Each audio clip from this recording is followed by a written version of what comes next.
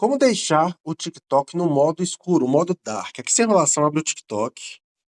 Com o TikTok aberto, a primeira coisa que você vai fazer é ir na sua página de perfil. Então, toca no ícone perfil aqui na parte inferior ao lado direito. Aqui na sua página de perfil agora, você vai tocar no ícone de menu na barra do topo ao lado direito. Toca aí, ele vai abrir esse menu, você vai em configurações e privacidade. E aqui em configurações e privacidade vai ter várias opções. Vocês vão puxar para baixo, que aqui em conteúdo e exibição vai ter algumas opções aqui e você vai procurar pela opção exibir.